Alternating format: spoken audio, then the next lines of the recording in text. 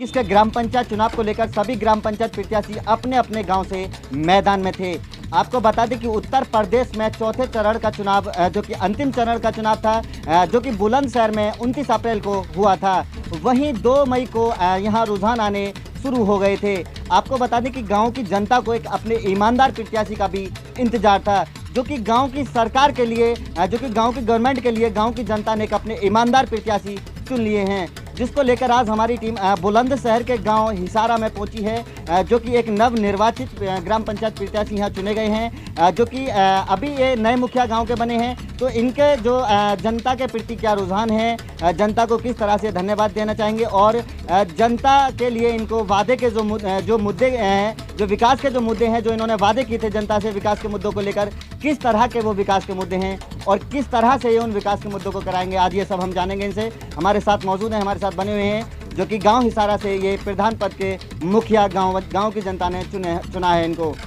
मेरा नाम श्रीपाल सिंह है, ग्राम हिसारा से नवनिर्वाचित ग्राम प्रधान है, जो कि जनता ने मुझे पूरी निष्ठा और ईमानदारी के साथ चुना।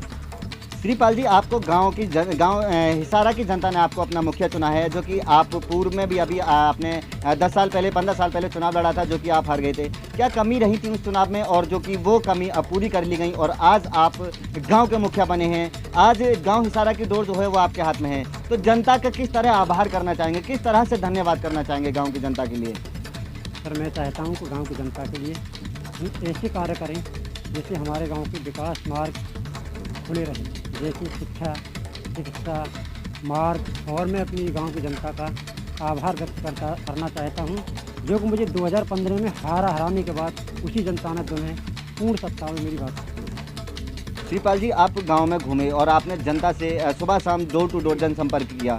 गांव में ऐसी क्या कमी रही जो आप पिछले 10-15 साल से संघर्ष कर रहे हैं गांव के विकास के लिए? तो ऐसे विकास के मुद्दे क्या हैं, कौन से वो विकास होंगे जो आपकी नज़र में हैं, जो कमियां आपने गांव में देखी और जिस वजह से आपको गांव का मुखिया चुना गया? तो ऐसे मुद्दे कौन कौन से होंगे गांव में जो आप विकास कराएंगे? सर, मैं ये चाहता हूँ कि जो गाँव की जनता ने मुझे भारी बहुमत से जिताकर सत्ता में बात की है, मैं उस जनता के लिए सबसे प्रथम बार में शिक्षा की व्यवस्था करना चाहता हूँ, या वो मेडिकल चिकित्सा व्यवस्था हो या फिर इंजीनियरिंग व्यवस्था हो या ITI व्यवस्था हो। सबसे पहले गांव के मार्ग सुंदर हो, ठीक है। और शिक्षा के जो भी पूर्व विद्यालय बने हुए हैं उनकी व्यवस्था बहुत ख़राब है हमारे गांव में, उनकी व्यवस्था सुधारी। जूनियर हाई स्कूल की हालत इतनी ख़राब है, शायद देख के दिल भी रोने लगेगा। उनमें ढोर बनते हैं, दीवार टूटी है, उनकी ड्रेसिंग हो, विद्यालय में समय से टीचर आएँ और बच्चों का शिक्षा का दान करें, जिससे हमारे आगामी भविष्य की आने वाली पीढ़ियाँ अभूतपूर्व उन्नति के मार्ग पर चलें। श्रीपाल जी, गांव में और भी विकास के मुद्दे हैं। शिक्षा को अभी आपने बताया कि शिक्षा लेवल को आप नीचे स्तर से गांव में अपने ऊंचे लेवल तक एक पहुंचाना चाहते हैं, ले जाना चाहते हैं, लेकिन गांव में जो नालियां हैं, जल की निकलने की व्यवस्था है, खड़ंजे हैं और गरीब नहीं है उनके लिए, जो गरीब लोग हैं उनके लिए घर नहीं है, उनके लिए घर की भी व्यवस्था के मुद्दे होते हैं। और जो कि युवा हैं, आज के जो युवा हैं जो कि गरीब घर से हैं, गरीब फैमिली से बिलोंग करते हैं और वो खेल में रुचि रखते हैं, तो ऐसे युवाओं के लिए गांव में एक फील्ड गवर्नमेंट की तरफ से मिल रहा है, जो कि होना चाहिए, जो कि गांव हिसारा में नहीं है अभी।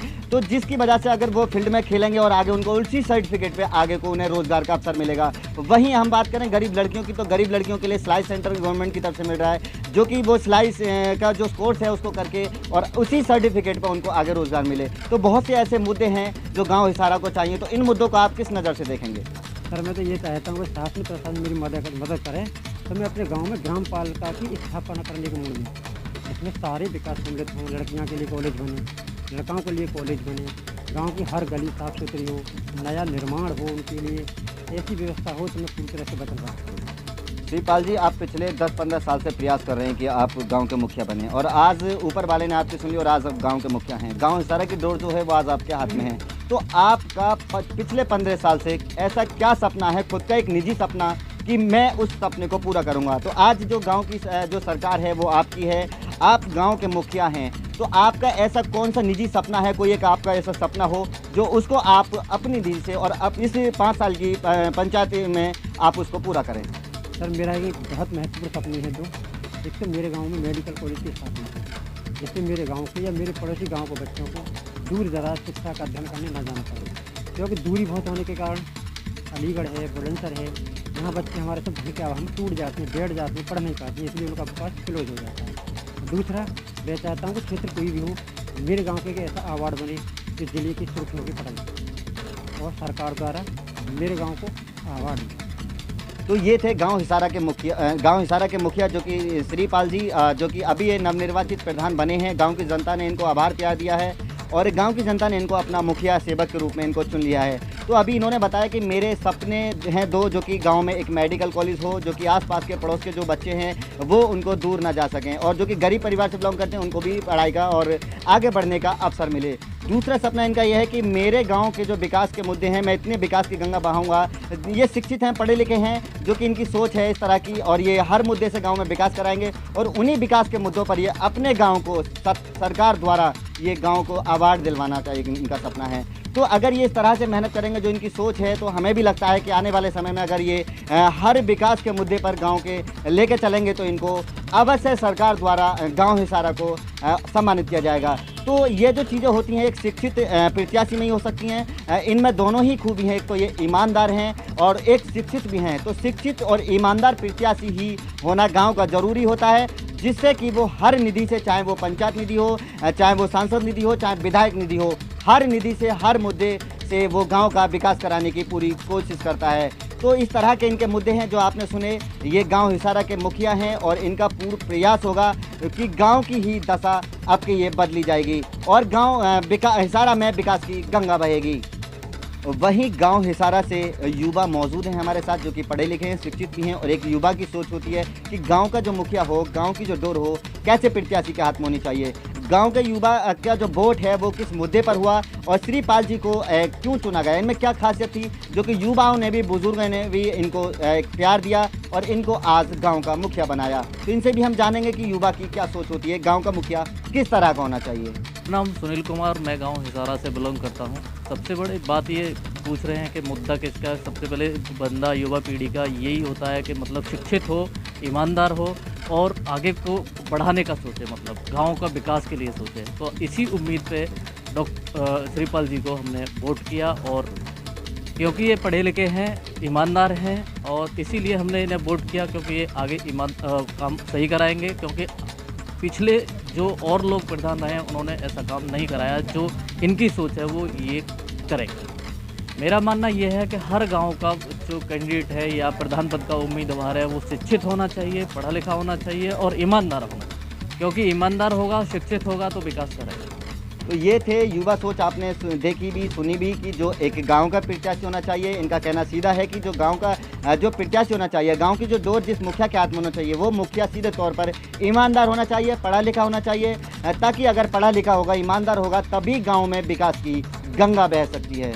गांव हिसारा से जो कि वरिष्ठ नागरिक हैं, बुजुर्ग हैं, किसान हैं, वो भी हमारे साथ बने हुए हैं। इनसे भी हम जानेंगे कि बुजुर्ग की जो एक सोच होती है कि गांव का जो मुखिया होना चाहिए वो कैसा होना चाहिए। तो बुजुर्ग की सोच भी हम जानेंगे, इनसे भी ज़्यादा जानकारी लेंगे कि जो आज इन्होंने गांव हिसारा में श्रीपाल जी को अपना मुखिया चुना है, मुखिया बनाया है, सेवक बनाया है, तो क्या मुद्दे को लेकर, क्या सोचकर, कितना उन पर क्या विश्वास जताया, जो कि आज श्रीपाल जी को 15 साल बाद, जो कि चुनाव पहले वो हार चुके हैं, आज वो गांव के मुखिया हैं। तो बुजुर्ग की जो एक सोच होती है कि गांव का मुखिया किस तरह का होना चाहिए, वो इनसे हम जानेंगे। नाम योगेंद्र सिंह है, मैं गाँव हिसारा से हूँ। हमने जो श्रीपाल जी को प्रत्याशी चुना है वो इसलिए चुना है कि ये शिक्षित भी हैं और पढ़े लिखे भी हैं, और ये गरीबों के हमेशा हितैषी रहे हैं और हमारे साथ कंधा मिला के चलते हैं। हमारे गांव का विकास होना बहुत ज़रूरी है। गांव में बहुत खरंजा देखिए आप, इस तरह का पड़ा है कि बारिश थोड़ी सी हो जाती निकला नहीं जाता है। कई प्रधान हम चुन चुके हैं पहले, किसी ने ध्यान नहीं दिया हमारी ओर, और बहुत गरीब लोग हैं ऐसे जिनके मकान आए और वापस चले गए। किसी प्रधान प्रत्याशी ने आज तक कदम नहीं उठाया, उठाते भी हैं तो बहुत पैसे दो कि वो दो फलानी बात, सब पैसा वापस हो जाता है। किसी का मकान नहीं बना, किसी पर बहुत लोग ऐसे जिनके पास कच्ची छत है, अभी तो उनके पास पक्का मकान ही नहीं है। इसी समझकर और डॉक्टर श्रीपाल सिंह से यही उम्मीद है कि अब ये हमने चुने हैं तो ये गांव का विकास और जिनको जो परेशानी है सारी समस्या का हल कराएंगे। और ग्रेजुएटी भी वैसे भी ईमानदार। तो ये थे बुजुर्ग जो कि गांव हिसारा से बिलोंग करते हैं। इनका भी सीधा तौर पे कहना है कि जो श्रीपाल जी हैं वो डॉक्टर श्रीपाल जी जो कि ईमानदार हैं और पढ़े लिखे हैं, और जो विकास के मुद्दे पहले रुके हुए हैं या जो नहीं हो पाए हैं अभी तक, चाहे वो गरीबों के लिए मकान हो, वृद्धा पेंशन हो, बहुत सारे ऐसे गाँव में मुद्दे होते हैं। उन मुद्दों पर श्रीपाल जी जो कि अब गाँव के मुखिया हैं वो खरे उतरेंगे और हर गरीब के साथ वो कंधे से कंधा मिलाकर रहने वाले हैं। कैमरा पर्सन फरियाद अली के साथ कदीम खान, आर भारत समाचार, बुलंदशहर।